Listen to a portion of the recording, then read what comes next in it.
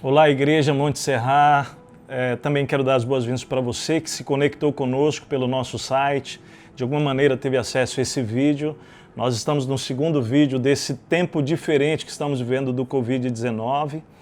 E essa semana é uma semana para nós um tanto que desafiadora. Primeiro porque tivemos o pronunciamento do nosso presidente no meio da semana, terça-feira mais precisamente.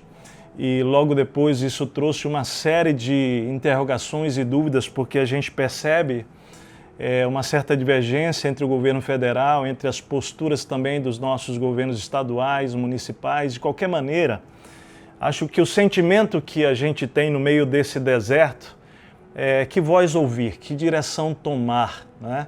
A gente está um pouco perdido, essa é a grande verdade. E pensando nisso, eu queria hoje trazer uma palavra exatamente sobre isso, porque eu quero definir esse tempo como um tempo de deserto que nós todos entramos nele sem querermos e não sabemos quando ele vai terminar.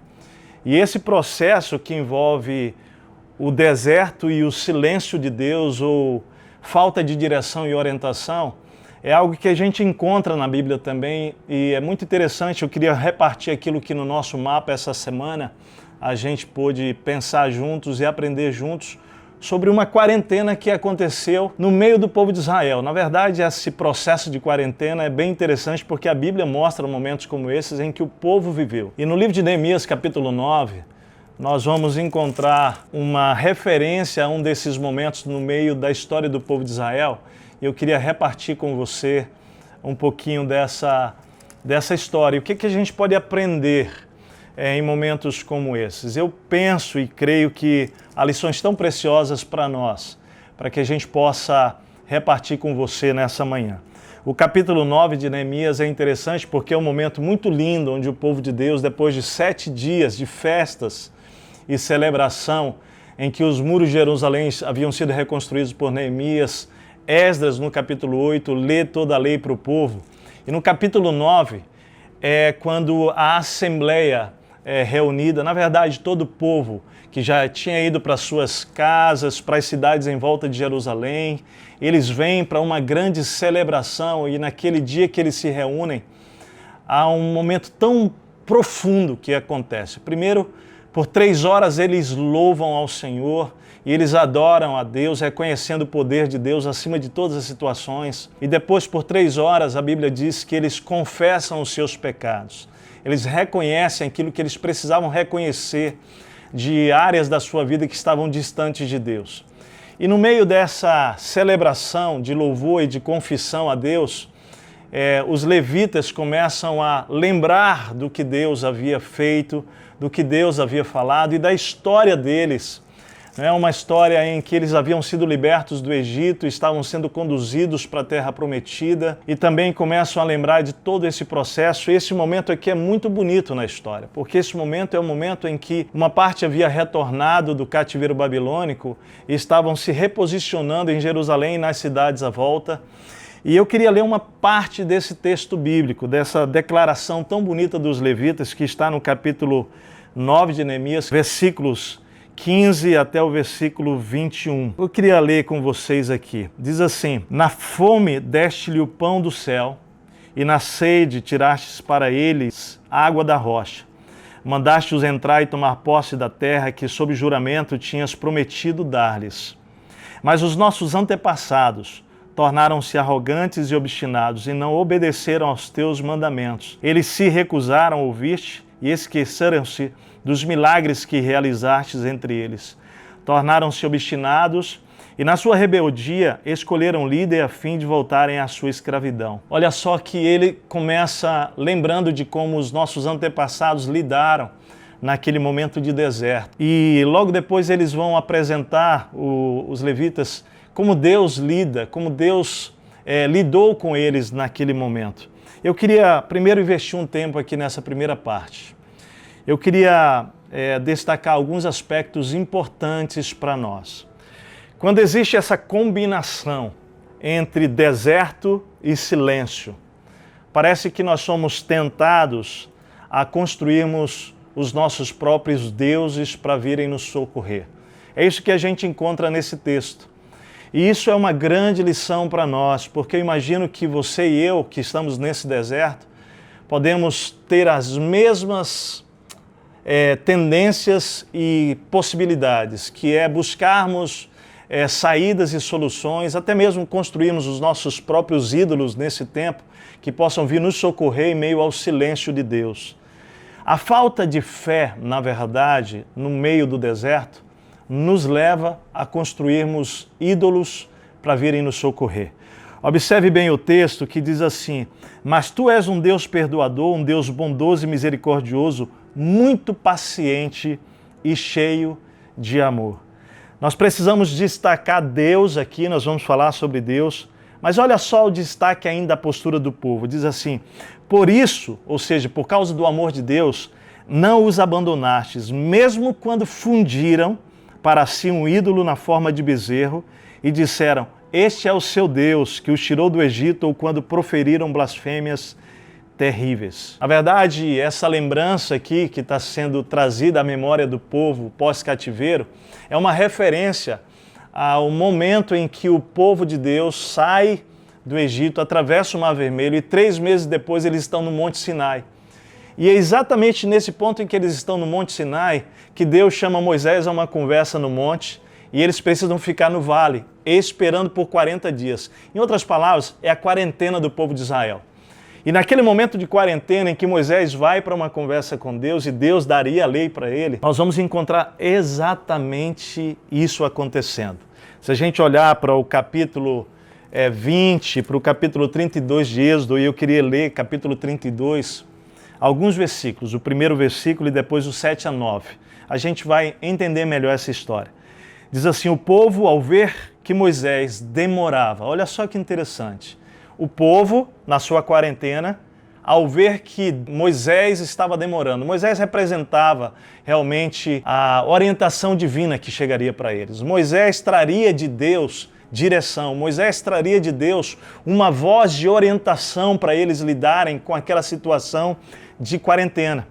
Então, ao povo, ao ver que Moisés demorava a descer do monte, juntou-se ao redor de Arão e lhe disse: venha, faça para nós deuses que nos conduzam, pois a esse Moisés, o homem que nos tirou do Egito, não sabemos o que lhe aconteceu, melhor dizendo.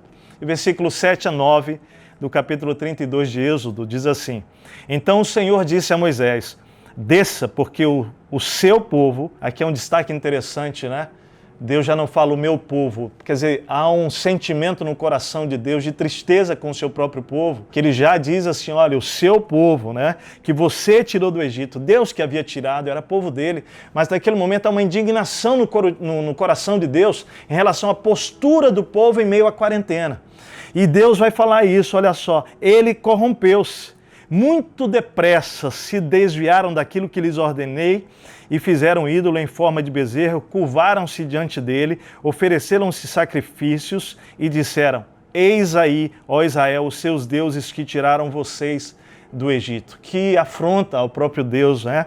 Disse então o Senhor a Moisés: tenho visto que este povo é um povo obstinado. Queridos, eu queria dizer que essa palavra ao meu coração e da nossa família Martim e Meninas tem sido muito profunda. Por quê? Porque o que nós não queremos ser vistos nesse tempo é um povo no meio da quarentena, no meio do deserto, aguardando a direção de Deus, nos rebelarmos contra Deus, nos obstinarmos de alguma maneira, não é? Por isso que Deus fala claramente no versículo 16 que os nossos antepassados, eles tornaram-se arrogantes, eles tornaram-se obstinados, não obedeceram os mandamentos do Senhor. Deus estava lembrando desse momento do povo de Israel.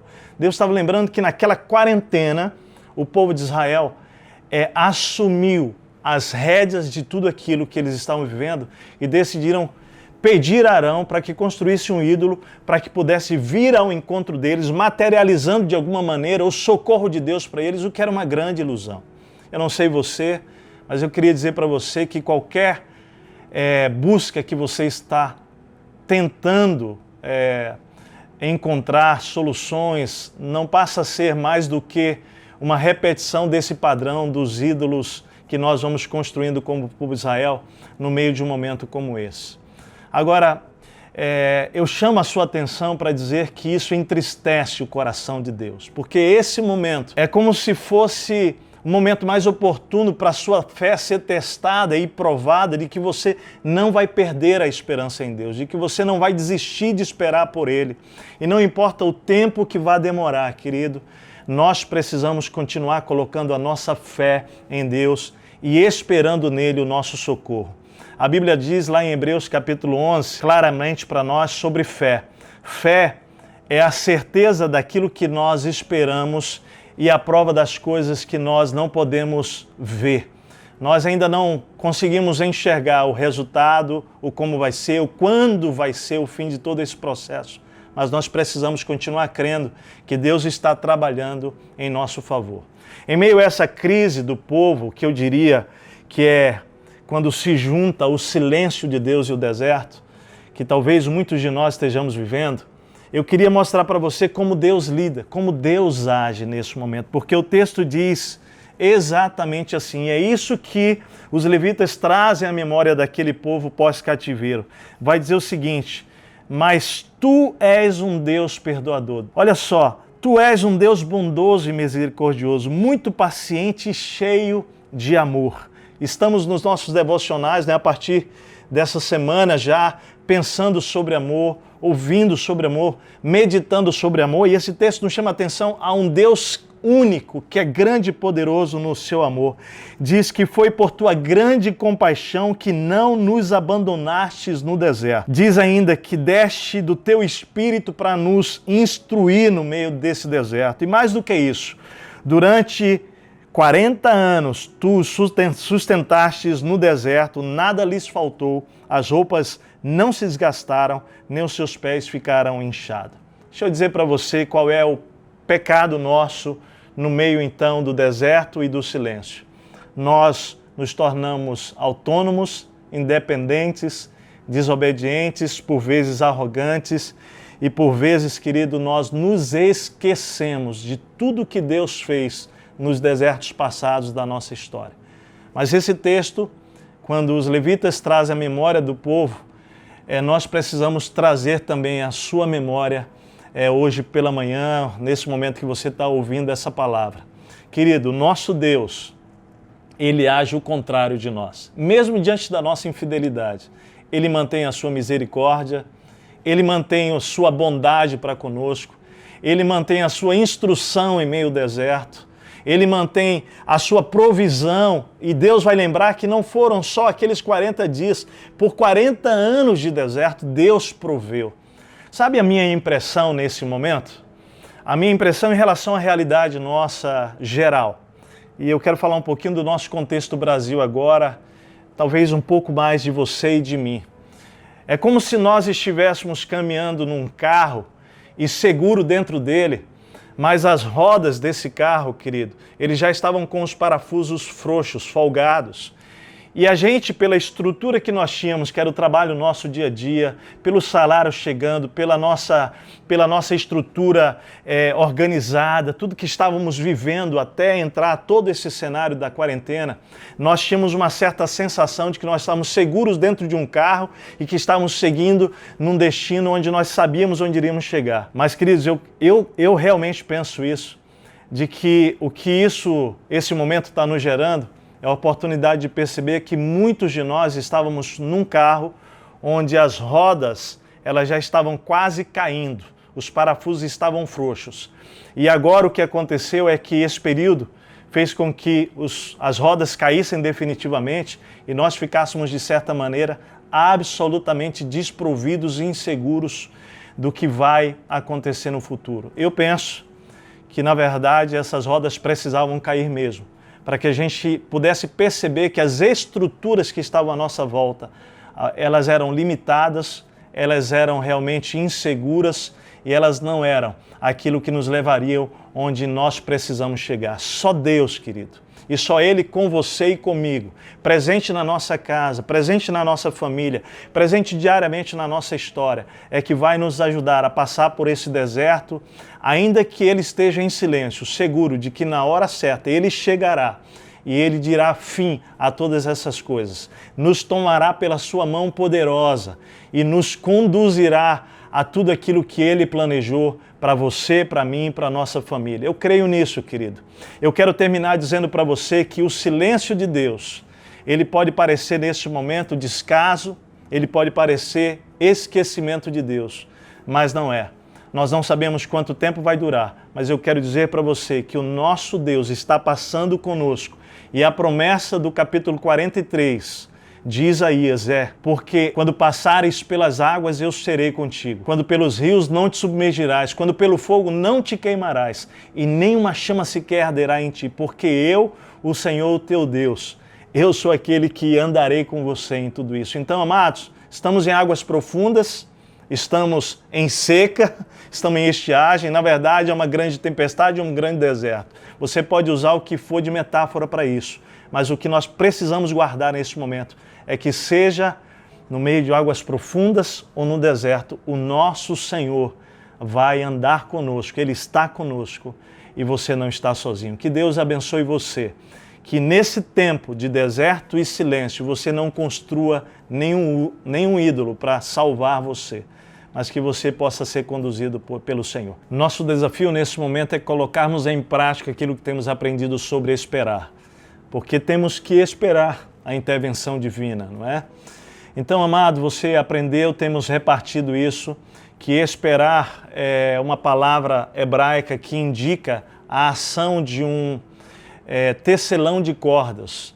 E essa ação é muito interessante, porque o tecelão de cordas, ele pega o fio forte, né? Toda corda tem um fio forte, e ele pega os fios fracos e vai passando, não é? No fio forte, enrolando no fio forte.